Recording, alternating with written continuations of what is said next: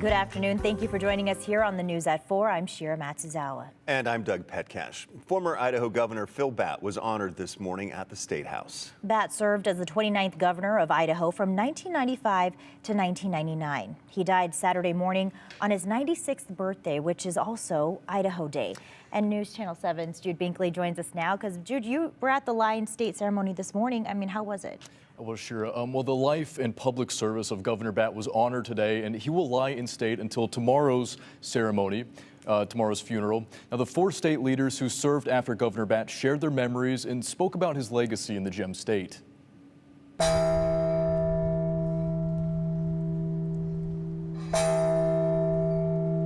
Former Governor Phil Batt was honored during a ceremony at the State House. His casket was carried into the Capitol, where he will lie in state.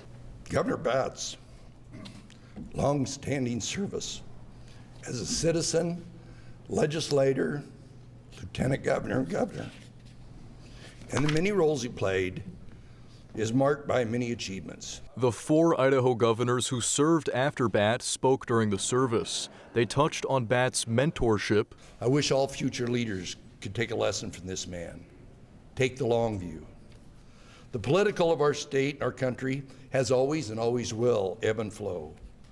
But regardless of the issues at hand, Governor Batt demonstrated how you do business doesn't have to change all that much. Listen, work together, compromise, but don't lose sight of your principles. But Phil was a leader. Phil was always a leader. The leaders also praised his public service and fiscal responsibility. All 4 of us who followed him owe us deeply. Every Idahoan owes Phil Batt for what we have today. So Phil, thank you, thank you, thank you. We are the great state of Idaho, and our motto is Esto Perpetua. May it be forever.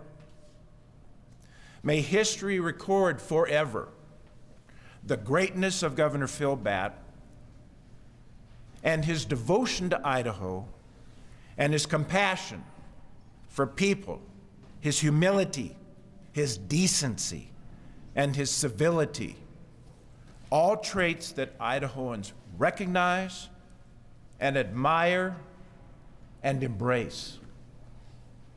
Indeed, Esto Perpetua. May it be forever. They also shared stories about Governor Batt's sense of humor and love of music and writing. One of the great joys, and there are those of you here that remember this, should go to the Idaho Hotel in Peter Schatz.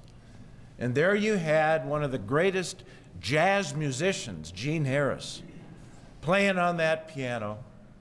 And then he would be joined by another world-class musician, Phil Batt, on that clarinet.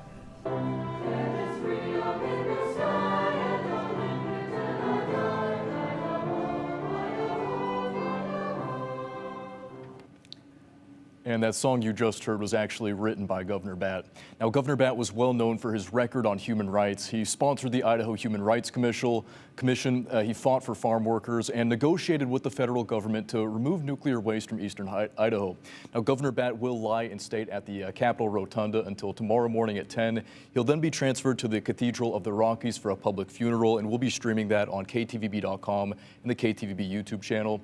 And then after that, he will have a funeral, or he'll be buried, in Wilder during a private ceremony. But the public's opportunity to pay respects is tomorrow in that public funeral at the Cathedral of the Rockies. Yeah, definitely a touching ceremony there, though, and quite the legacy. Had such respect from people on both sides of the aisle and all walks of life, too. So, thank you for bringing that story to us. Appreciate it.